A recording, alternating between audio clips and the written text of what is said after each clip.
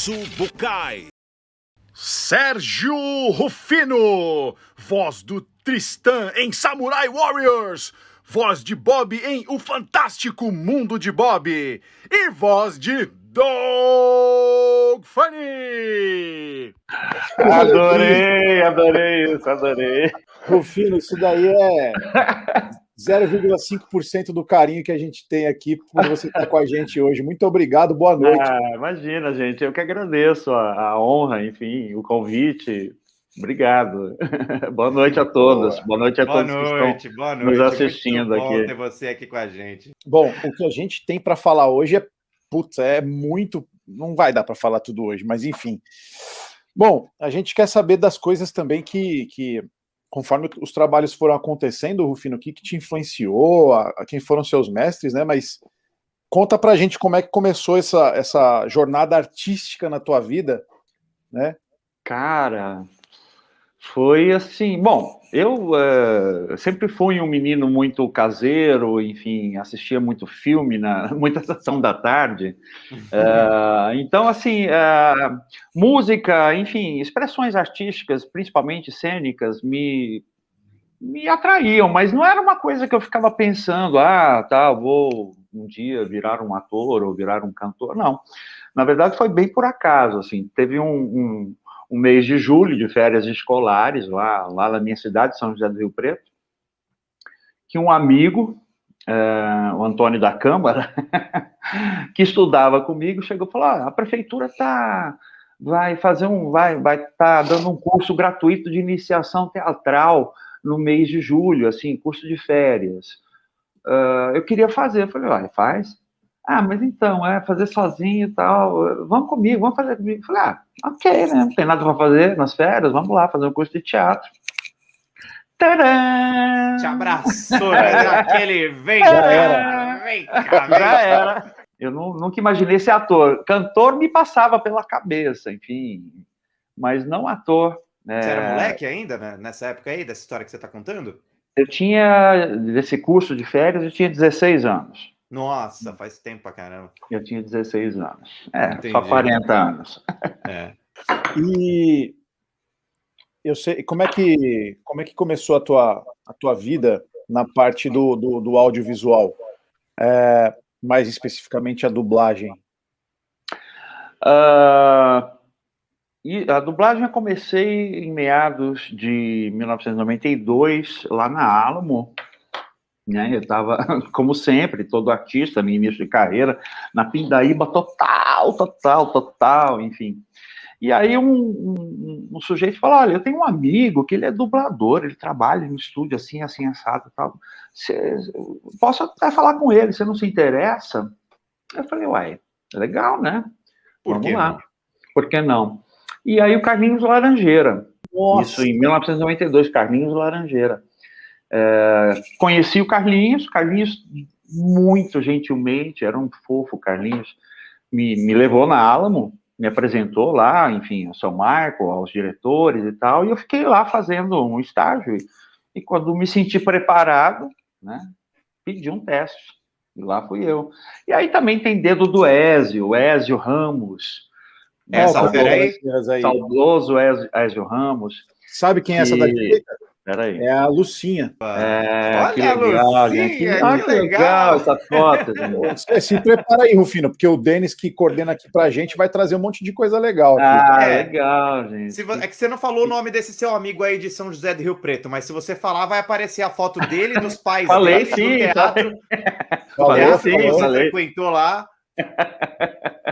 Da sua casa lá em São José do Rio Preto, é um arquivo confidencial aqui, o Denis. Laranjeiras que te levou para a dublagem, ele falou... Exato, ele me apresentou lá na Alamo. Na Alamo eu fiz um estágio, quando me senti preparado, pedi um teste lá para o seu Michael. Sérgio, você acha que está preparado? Eu acho muito engraçado todo mundo imitar ele.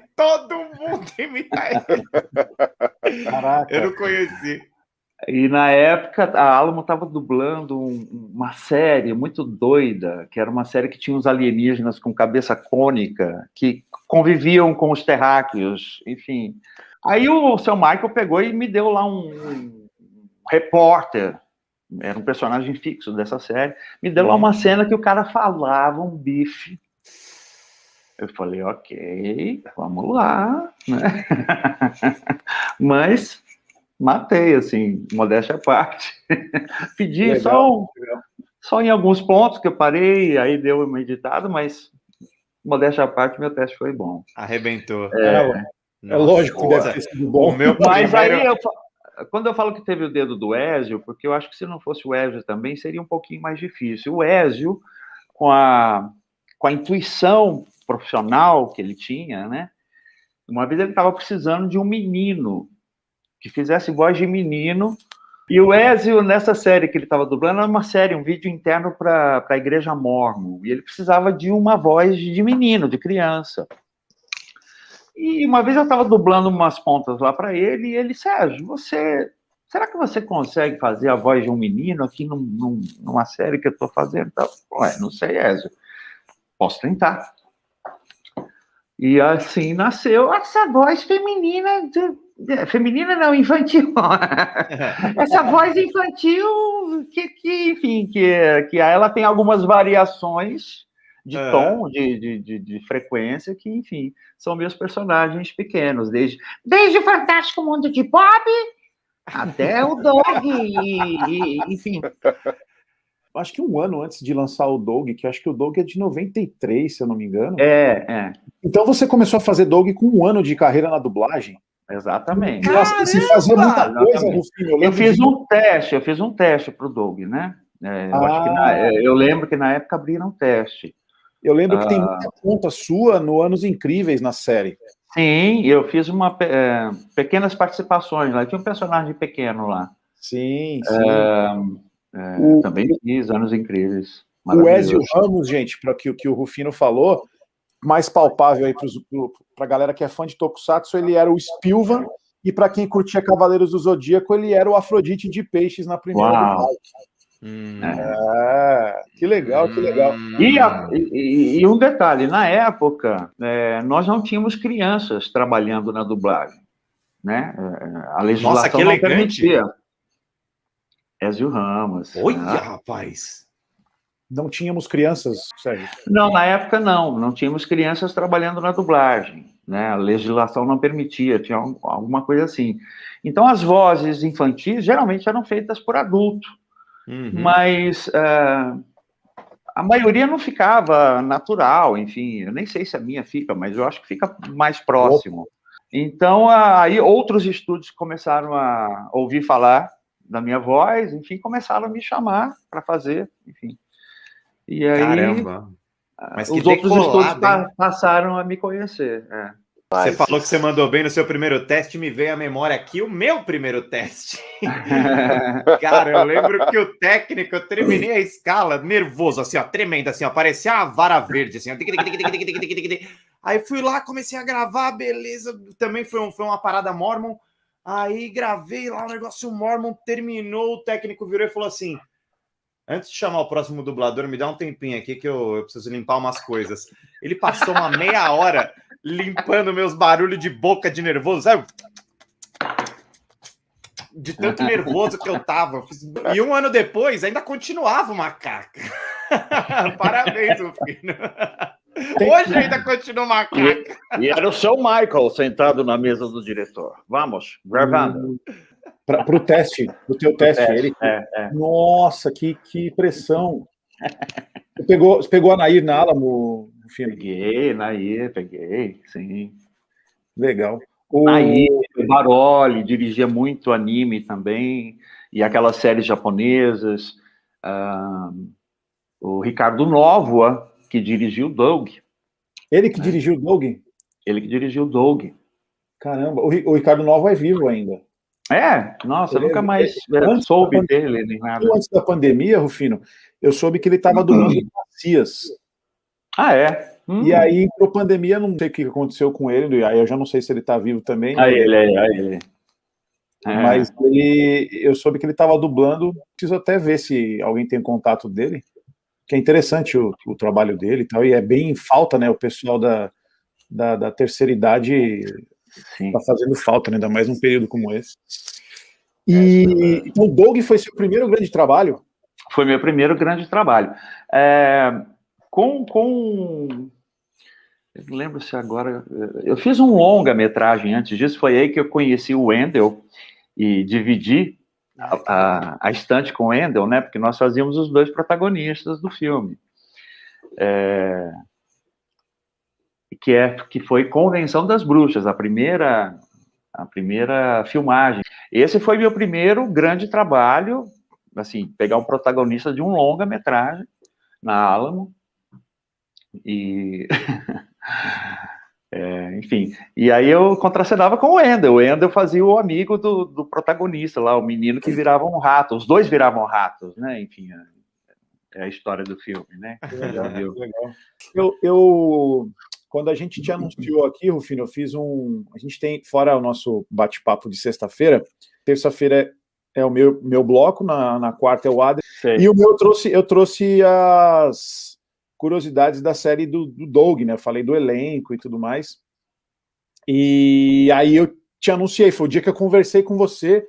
Eu vou deixar a surpresa pro final. Você gravou o videozinho gentilmente pra gente, a galera pirou aí.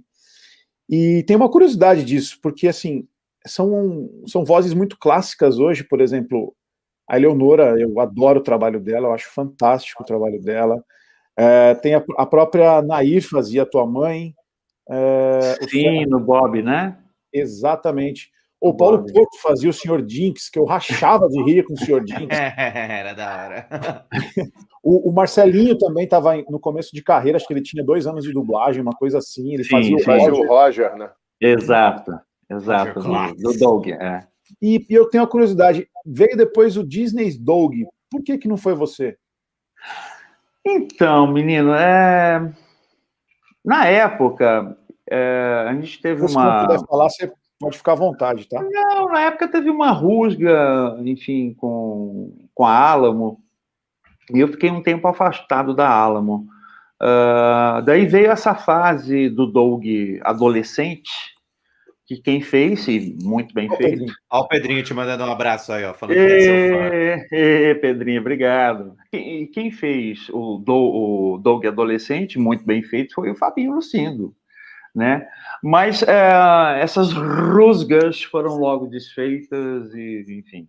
Mas eu confesso que eu não assisti porque trocou a voz, eu achei muito estranho, porque assim, eu não tinha essa ligação de ser o ator que fazia não tinha essa ligação. Para mim era outro Doug, não era o Entendi, não tinha o identidade. A alma, né? O que você construiu, né? Exatamente. A mesma coisa aconteceu com o Bob. Fantástico. O Bob também virou adolescente? Não, não. No Fantástico Mundo de Bob, eu tive um problema vocal, né, nessa época. É mesmo? E aí a Alamo não sabia o que fazer, e eu fiquei sem voz, realmente, eu estava com um calo na corda vocal. E aí botaram outro dublador, botaram o Falati para fazer o Bob. O Falati que era o Skitter. Isso, exatamente. Nossa, ia me dar uma confusão na cabeça ver isso. Enfim, mas a Disney falou que não é o Bob. Foi exatamente isso, não é o Bob. Exato. Então eu fiz o Bob, a Disney quis o Bob rouco mesmo. Uhum. Né? Caramba, que coisa. Então você fez? Fiz. Enquanto eu ia me recuperando, eu continuei fazendo, mas já estava em tratamento na época, aí fui me recuperando aos poucos, né? Sim. Caraca, que muito louco. Você tem algum favorito? O Bob ou o Doug? Não. Não? Menino, o Doug, por exemplo, eu gosto muito de desenho, né? Eu curto muito desenho, assisto até hoje alguns. O Doug, eu gostava tanto, era tão legal o Doug que o Nova ficava puto comigo, porque eu, em vez de entrar para dublar, eu ficava assistindo e esquecia de entrar. O Globo sabe como é isso quando eu tô lá, quando eu fazia lá as coisas lá. Né? Eu achava tão interessante que eu esquecia. E o Bob me traz tantas lembranças de quando eu tinha aquela idade.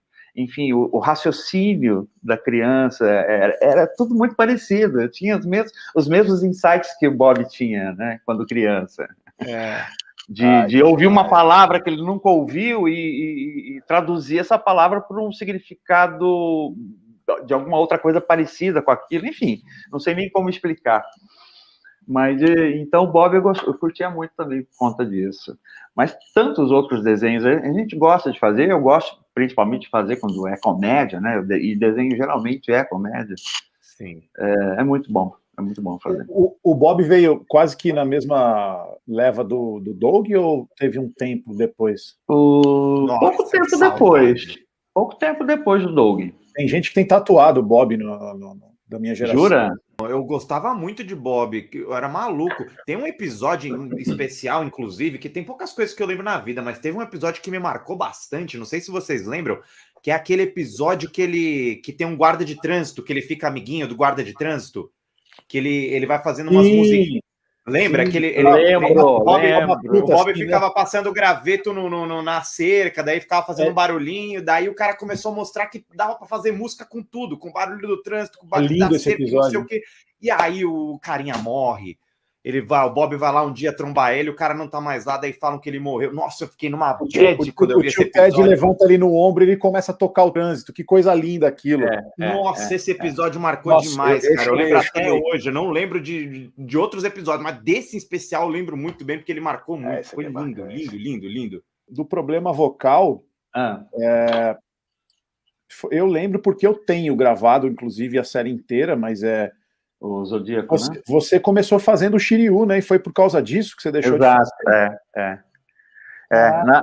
Enfim, já era um problema recorrente, né? Que já vinha me prejudicando já há algum tempo, né? E na época, eu não lembro, o Zodíaco foi antes do Bob, ou não lembro. Foi um ano depois. Caramba, que época boa que você pegou para entrar na dublagem, hein? Veio Doug, né? Veio Bob, veio Cavaleiros, veio...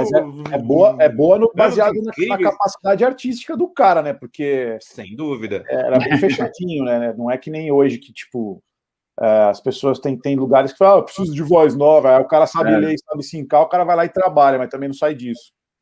Sim, exato. Então, foi por causa do problema. E aí que entra a tal da alma, né? Enfim, do personagem. Foi em 94 na Gota Mágica, o Cavaleiro dos Isso, exato. E na Gota Mágica mesmo, você passou a fazer. Depois veio a redublagem e o Elcio que fazia a narração do torneio, ele passou a fazer o Shiryu. E depois da redublagem, você que fez o narrador. Exato. E o que eu ia falar? Você participou de bastante novela, minissérie da Globo, né? Bastante, não. Eu tenho algumas que eu gostaria. Que época que isso pareceu engrenar, assim, não sei. O primeiro trabalho que eu fiz na Globo, assim, assim, antes de algumas pontas que eu fiz em outros produtos da Globo, assim, uma novela de cabo a rabo, foi em 2003, que era Desejos de uma Mulher. Era uma novela com a Regina Duarte, com o José Wilker. Eu, na verdade, participava de um núcleo, que era José Wilker, Vera Holtz, Otávio Miller, gente, me deu um branco agora, o cara da Blitz. Renata Sorrah também, enfim, era uma casa gay, enfim, muito maluca, e eu era o copeiro gay da casa gay. E também tá aqui, diarista também, você... Diarista, eu fiz um episódio da Diarista, enfim, com...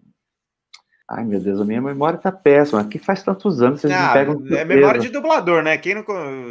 Todo mundo partilha da mesma coisa aqui. Olha você aí. Campanhas publicitárias, né? Tá marcado aqui. Campanhas publicitárias. Esse daí é um videobook que eu fiz uma época, juntei alguns trabalhos de TV, de comercial, enfim. Esse vídeo aí. Que legal. Uma curiosidade, é que eu sempre gosto, eu sou muito ligado eu acho muito louvável as pessoas que ensinam a gente, assim, que a gente não chega nas posições e nem a atingir algum nível de sucesso, assim, sem um grande professor, eu queria que você falasse um pouquinho das pessoas, já falou um pouquinho do Laranjeiras, que te ajudou, do Ezio, mas papéis fundamentais na sua vida, assim, que foram realmente grandes professores, pode ser na estante, pode ser no teatro. Eu também queria que você falasse depois porque teve antes da pandemia, teve uma ascensão sua em peças teatrais aí bem legais, e vamos chegar lá, mas conta primeiro essa galera aí. Quem que você via? Putz, esse aqui era meu mestre no estúdio, me ajudava e tal. Enfim, na dublagem, enfim, tem tantos mestres.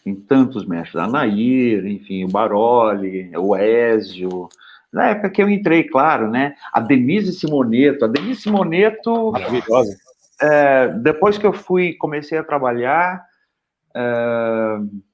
e depois de ouvir e aprender as dicas de tantos outros, a Denise Simoneto, ela veio selar o aprendizado, brindar e blindar o aprendizado. Ela que me deu a última luz, assim, tipo, que dublagem não é só você falar e sincar.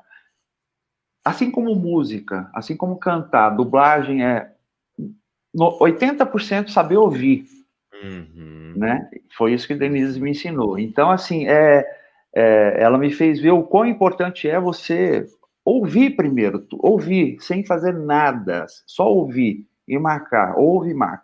Então, eu lembro muito bem desse ensinamento da Denise, que foi na BKS, num filme que eu, assim, muito nervoso, era um longa-metragem, eu não vou lembrar agora, jamais, mas que eu contracenava com o Campanile. Era o Campanile e eu na estante, eu assim, né?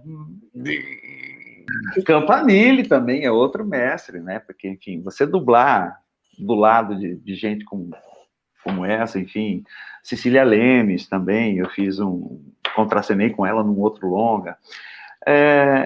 Em teatro eu tenho tantos... teatro, eu não quero separar teatro, mas, enfim, artes cênicas em geral. Eu tenho tantos fãs e tantos professores, ídolos, né? Mas uma pessoa que também me deu dicas importantíssimas logo no início da minha carreira, logo quando eu fui prestar exame de banca examinadora do sindicato para pegar o meu DRT de ator, porque os meus planos não foram, quando eu cheguei em São Paulo, não foram exatamente como eu tinha planejado, de fazer EAD, de fazer escola e tal, enfim, falta de grana, falta de recurso, pá. Foi João Acaiabe, não sei se vocês conhecem João Acaiabe. Que fez o Rei Leão.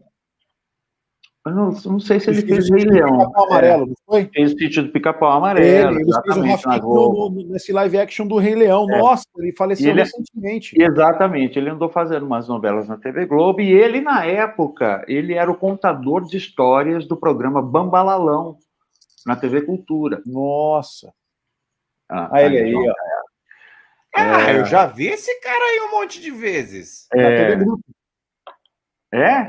Não sei. Sim, ele dublou o Rei Leão. O Acaiabe, por quê? Porque quando eu cheguei em São Paulo, logo no início, ele e a Joselita Alvarenga tinham uma companhia de teatro, e eu acabei indo trabalhar para eles. Eu acabei entrando para ser stand-in de um cara que era bailarino que fazia o Príncipe Encantado. No fim, eu fui me envolvendo tanto com o trabalho que eu aprendi todos os outros personagens do espetáculo, além do Príncipe. O Príncipe eu fiz uma vez. O Príncipe eu fiz uma vez só, enfim, uma ou duas vezes. O restante dos personagens tinha as Irmãs Malvadas, que preferencialmente eram feitas por homens, para ter aquela figura grotesca, enfim. Então, Irmã Malvada, enfim, era uma história. E o Acaiabe foi quem me dirigiu, ele me dirigiu para o meu teste de banca do sindicato, né? Então, assim, foram muitas dicas, muitas luzes, assim, que ele acendeu também no meu conhecimento, no meu ofício, né, de ator. Enfim. E os grandes filmes, né, os grandes musicais também me instigaram muito a fazer coisas e aprender coisas, né? Enfim. Você fez que eu vi na época, o Mágico de Oz, não foi? Não é o Mágico de Oz, é um espetáculo, é um espetáculo baseado num romance que foi inspirado no Mágico de Oz. Como O que era o nome romance dessa? chama-se Wicked, Ah, Wicked, que verdade. é homônimo do romance, que é a história pregressa das bruxas de Oz. Né? A história da Glinda, porque Glinda virou Glinda, porque Glinda é a fada boa do norte, porque a Elfaba virou a bruxa má do oeste. Né? Então tem toda essa história pregressa das duas. Enfim, eu fazia o Mágico de Oz nesse grande musical da Broadway, que estreou aqui em 2016, ficou lá no Teatro Renault. Enfim. Você que está assistindo, acompanhando a gente até agora aqui com o Sérgio Rufino, não esquece de deixar o seu like, não esquece de se inscrever no canal. E por que não ser membro? Temos aí pacotes para todo mundo. Tem produção de quando você era criança, Rufino, que você ficava vidrado assistindo, você curtia pra caramba. Tem gente que fala, sei lá, Perdidos no Espaço, Ultraman, Ultra Seven, não sei. Todos esses. Perdidos no Espaço eu gostava muito. Perdidos no Espaço eu gostava especialmente. Terras de Gigante, enfim, todos esses eu assistia. Terras de Gigante era legal. Túnel do Tempo.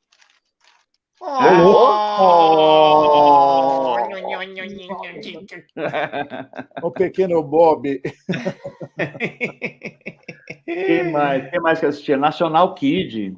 Nossa, eu tenho os DVDs de National Kid, eu vi um ou outro, mas é que tá acostumado a ver uma coisa mais moderna. Aquilo ali é muito feinho, é muito. Pô. Aliás, meu pai acho que nem sabe que eu tenho. Ele tá aqui.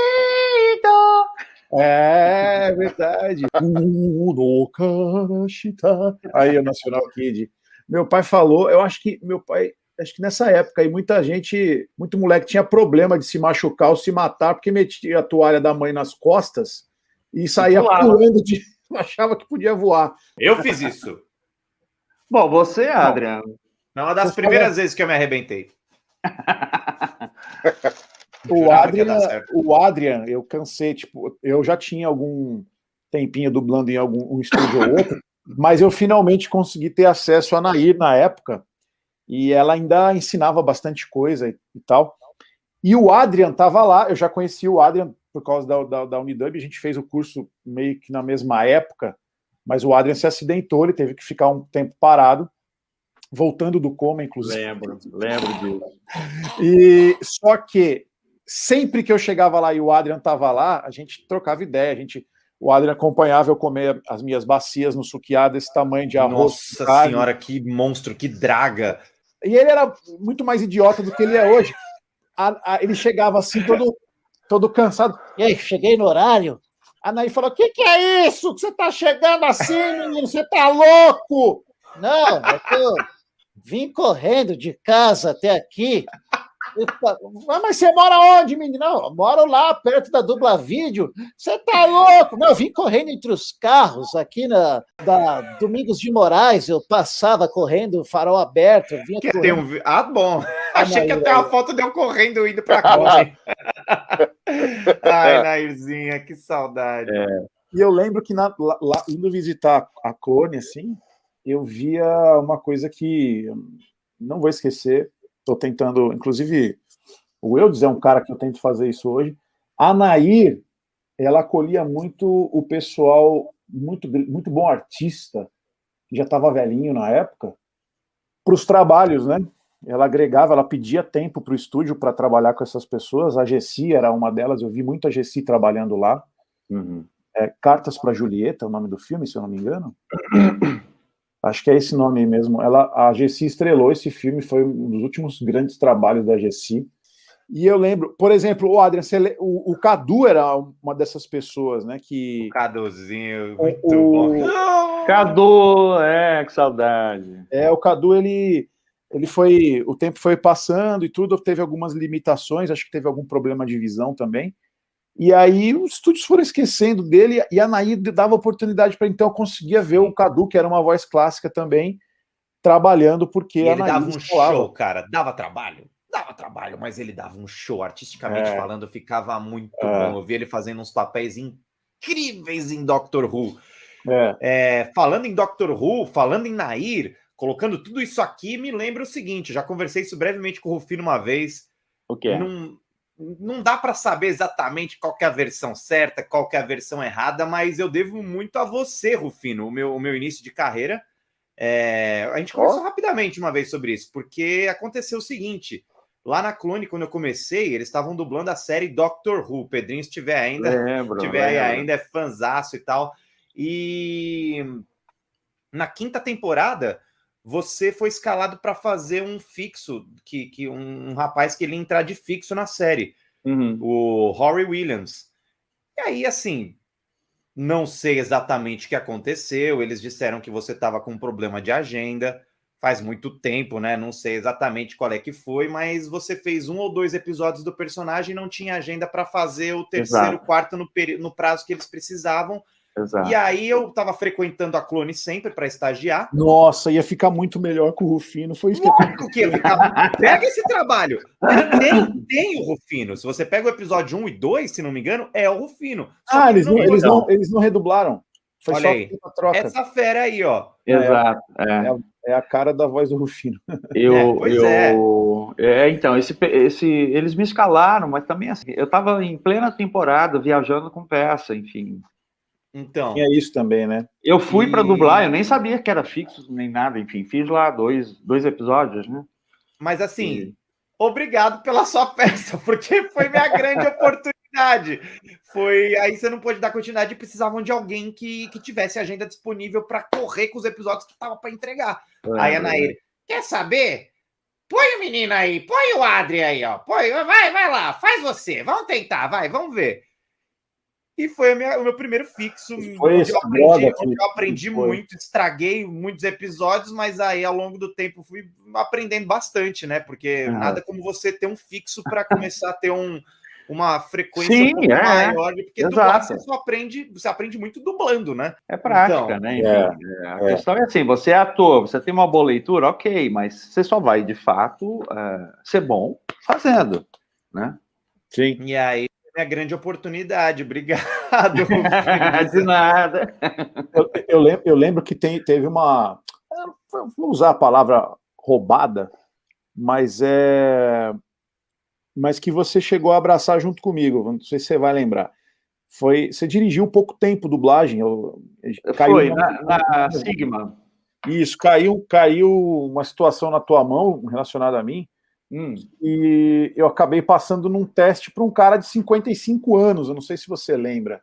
E aí eu falei, puxa, ele falou, o que foi? Você estava também já tentando se achar ali para poder fazer o trabalho, tá bonito, sempre muito cuidadoso, e eu falei, eu não estou à vontade, porque na época eu tinha, estamos falando do quê? De 6 anos atrás, eu tinha 29 para 30 anos, e eu falei, como é que você acha que eu devo fazer? É um trabalho para fora, não é nem para o Brasil, que é as novelas para Angola, né?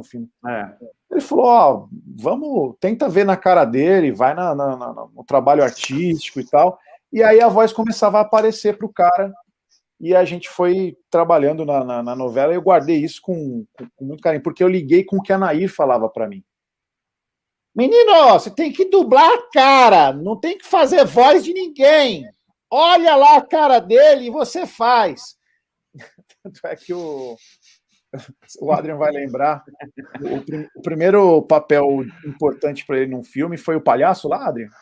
Foi um dos primeiros. Qual que era o nome do filme? Era do Morgan Freeman. Como é que era o nome? Vai ser difícil. Eu tinha baixado aqui, mas já faz tanto tempo, eu não lembro. Aí, nisso que tinha gravado contigo, eu lembrei disso. Aí, na semana seguinte, a Nair falou para mim, lembra que eu te falei? Você vai dublar esse menino nesse filme aqui, ó. E era um menino com um problema mental. E ele tinha fala com a boca meio torta, assim, assim, e ele era todo infantil, sentimental. Eu falei, cara, como é que eu vou fazer? Você vai fazer aquilo que eu te falei, você vai na cara dele. E aí o Adrian começou a rir assim, falou, e você não vai ficar atrás, não, você vai fazer esse palhaço feio aí. Aí ele começou a entrar em pânico, a escala dele veio primeiro. A gente tinha horário vago, eu fui lá assistir o trabalho dele. Ele falou, não faço a mínima ideia como é que eu vou fazer esse cara. Eu falei, cara, olha a cara dele, puta palhaço ignorante. você conta umas histórias do seu pai, que ele é extremamente ignorante, você consegue imitar muito bem o seu pai. Mete o seu pai no palhaço aí e acabou. Foi exatamente isso, cara. Era um palhaço muito absurdo. Ele virou pra criancinha, tinha a criancinha lá que ela furou. Toda a cena começa, assim, começa um desastre, assim, aqueles parquinhos improvisados, assim, com coisa inflável pra tudo que é lado e tal. Aí tem o personagem do Glauco, ele estoura um castelinho inflável. Aí sai uma menininha de lá, daí ele tá fazendo umas mágicas lá, né? Aí o palhaço vira pra criança e fala: sua desgraçada! Ei, sua pirralha mimada! Isso aí é meu ganha-pão, santo Deus! E esse valor aí de 800 quilos, o que ele tá fazendo aí dentro? Começa isso. Não, que se seu pai estiver assistindo isso aí, ele te pega com um revólver em casa, né, Adri? A gente tá fazendo pouca homenagem para ele ultimamente, né, Glauco? Nossa senhora, o capitão que o diga, né? E eu lembro que foi isso, eu consegui fazer. Eu quero achar o nome do filme, inclusive, que eu quero ter de novo, o Adri tinha me passado na época. Eu lembro do filme. Eu sorteio aqui, mandou vir então. É uma coisa que já antes da pandemia já não tinha mais, eu não sei se você tinha percebido isso. Quase não se tinha gente fazendo estágio dentro do estúdio. Isso, imagino que você chegou a fazer na tua época? Eu? Sim. E era muito importante para a gente, inclusive, assistir esses grandes atores utilizando a voz. E eu lembro que eu e o Adri, a gente ficou assistindo o Moreno fazendo o Morgan Freeman. Cara, eu olhava para ele assim e falei, não é possível, cara. Ele é melhor que o original. Parece que a voz do cara mesmo é a do Moreno e não do original. A gente foi num sábado lá assistir ele fazer. Porque ele não tinha, ele dirigia muito na Sigma e dublava muito. No sábado, a gente tirou o sábado para ir lá assistir ele. Eu lembro a primeira vez que eu cheguei no estúdio que ele tava, eu cheguei com a minha namorada, né? Com a minha ex-namorada. Aí eu cheguei no estúdio, daí eu fui cumprimentar dele. Isto é realmente necessário? Deu. Opa. Dava a mão, né? Ele não é de dar a mão, né? Daí eu já dei aquela travada, né? Deu, caramba, tal dele. Peraí, menino. Você não tem educação? Não vai me apresentar a sua namorada? Eu já dei a travada, deu caramba e tal. Tudo errado. Tomei 5 broncas dele em 10 segundos de conversa. É pior do que tomar um 10 do Léo Camilo, né? Nossa, o golpe fantasma de Fênix do Moreno é potente. Claro que a gente vai para o bastidor daqui a pouquinho, mas eu quero já deixar aqui, Rufino, muito obrigado. Tudo isso que a galera falou, eu também penso assim. Você sempre foi uma das pessoas que eu sempre observei antes de entrar na dublagem. Você é uma das pessoas que, quando eu entrei, eu sabia quem era e me dirigia chamando você pelo nome, por ser fã do teu trabalho, por gostar do teu trabalho, por coisas que marcaram a minha vida. Muito obrigado, muito obrigado. Fui muito feliz assistindo suas coisas, muito, muito gratificante. Passo isso para os meus filhos, estão assistindo o Doug comigo agora. Que legal. Muito obrigado. Obrigado por topar estar aqui com a gente. Imagina, eu que agradeço. Muito obrigado, Rufino, de novo. Eu que agradeço a vocês, agradeço ao Mitsubukai, ao pessoal, a galera que está assistindo, a galera que está inscrita aí, que faz parte do canal. Obrigado pela honra, obrigado pelo convite, meninos. É isso. Até uma próxima. Vou te mandar a roupa de Doug Funny na próxima. Eba! Aí sim. Gente, beijo e abraço para todo mundo. Obrigado. Até semana que vem. E para os dragões, até amanhã. Falou! Bom final de semana! Oh, yeah!